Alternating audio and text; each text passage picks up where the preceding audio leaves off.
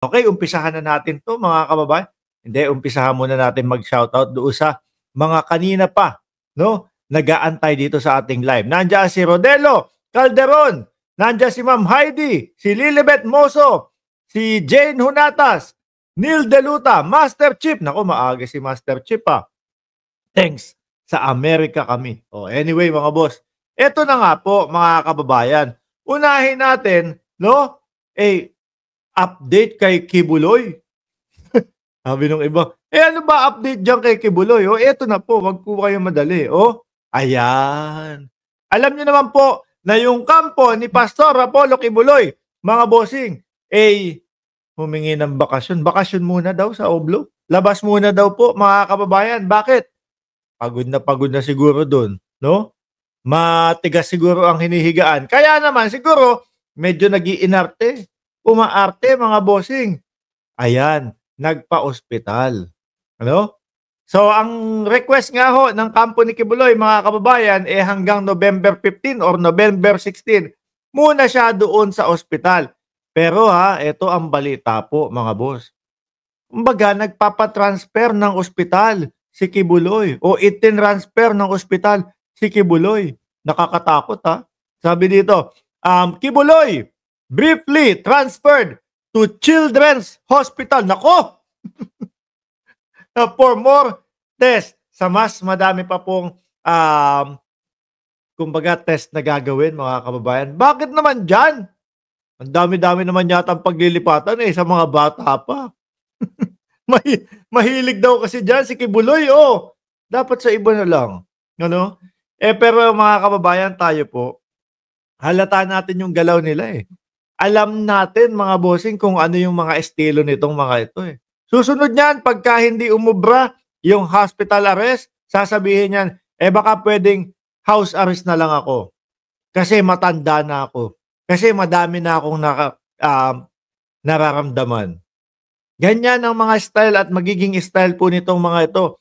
Miski po si dating Pangulong Duterte, ako naniniwala ako kay dating Pangulong Duterte, kaya yun, kumbaga, may pag-amin na ginawa doon sa Senado, para kasuhan siya sa Pilipinas. At kapag kinasuhan nga naman, napakasimple.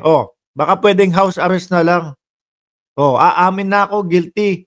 Pero house arrest na lang. No, kasi matanda na ako. Wala na. Hindi man lang sila nahirapan, mga kababayan. Sabi ni Lilibet Moso, dapat di payagan yan. Bakit kung mahirap ba, ganyan, papayagan ba ang arte niya? Dapat hayaan na yan siya. No? Meron namang ospital doon sa Oblo. Di ba? Bakit dyan pa doon sa mga... De, joke lang. No? Bakit paglilipatan pa doon pa sa mga bata, mga bossing? May isa pa ako napansin kay Kibuloy, mga bossing. Tsaka doon sa kanyang mga alagad. Simula nung napasok na siya dyan sa Oblo, simula nung ipinris na yung bank account nila, wala na mga vloggers na nagbablog masyado sa kanya. Miski yung sa mga DDS, hindi na siya ibinablog. Bakit kaya? Ako na lang yata ang nagbibigay ng update para dito kay Kibuloy Bakit kayo? Siguro taggutom na doon. Di ba? Sa Eseng Mariano at Sweetie Pie, shoutout sa inyo. Sabi ni Eseng Mariano, kung hindi niya pinahirapan ng PNP, pagbibigyan pa siya, pwede ho. Ang arte kasi nung una no? Meron pa siyang hindi ako susuko. Hindi, matanda na ako. Hindi ako basta-basta susuko. Akala niya makakapagtago siya habang buhay. Ang hindi niya alam, ayun, may pang heart detect may heart rate monitor si General Torre, mga bossing. At speaking of General Torre, mukhang ang isusunod ni General Torre, mga kababayan, ang dating Pangulong Duterte. Mamaya natin pag-uusapan yan. Baka si Roque din muna, no? Sabi ni Sky Casablanca Channel, paawa effect lang yan si Kibuloy.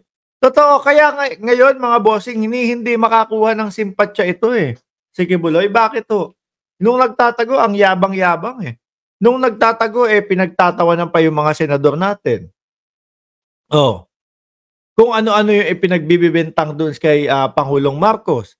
Umabot pa sa punto na magpahiram pa ng mga malalaking speaker para dun sa mautog. Akala niya naman, matutulungan at maisasalba siya nung kampo ni dating Pangulong Duterte. Oh, 'di ba yan naman yung mga yun sa mautog? Sila dating Pangulong Duterte naman ang nangunguna dun. 'Di ba Cheryl Santamaria? Hmm, akala niya maisasalba siya, nung hindi naramdaman niya, ay wala, nahuli na ako, naoblo na ako. Wala pala yang mga yan, Oh, baka yan yung sinasabi nilang nagkakatampuhan ang KOJC at saka yung mautog. Ano? Dahil nga wala. Hindi naman naisalba, Nagpahiram ng speaker, nagpalagay ng, entablado, naglagay ng host. Oh, ano pa, lahat na. Pati yung mga dancer pa ng mga KOJC, pumunta dun para kumanta ng bugas-bugas, no? 20 pesos na bugas. Wala wala din nangyari, nagkatampuhan na. Yung pangako niyo sa'kin di ako mahuhuli at poprotektahan niyo ako, hindi naman natupad, Sabi ni Cristina Lakwata, "But why sa Children's Hospital? He shouldn't be anywhere near children since child molester di umano si Kibuloy." Oo nga ho. Hindi, baka kasi naman yung ospital lang na yon o yung, establisyemento lang na yon, mga kababayan, ang merong kinakailangan nung ipang-te-test kay Kibuloy. Pero nakakatakot din ho mga kababayan. Bakit kailangan pa dun sa mga mas dikit sa mga bata, meron nga di umano, 'di ba, na experience, sa mga bata. Sana medyo humanap-hanap ng ibang lugar, 'di ba? Sabi ni Connie Nanet, "Sa totoo lang, bastos at korupsyon under." Ay Chang, shoutout sa'yo. Nako. Anyway mga bossing, yan po yung pauna natin. Dumako ho tayo ngayon, mga kababayan, no? Dito sa usaping China na sabi ni dating Pangulong Duterte, Ipinasa sabi ng dating Pangulong Duterte, malakas siya dito, no? Magje-jet ski siya, papunta doon, Pero ano ho ang nangyari nung panahon na siya ay nanunungkulan, mga kababayan? Alaws. Walang nangyari ho, no? Nadala lang tayo doon sa mga pangako. Hindi naman mga nasunod yung mga pangako na yun. Napabayaan din po ng dating Pangulong Duterte yung West Philippine Sea, 'di ba? Aludia, Kada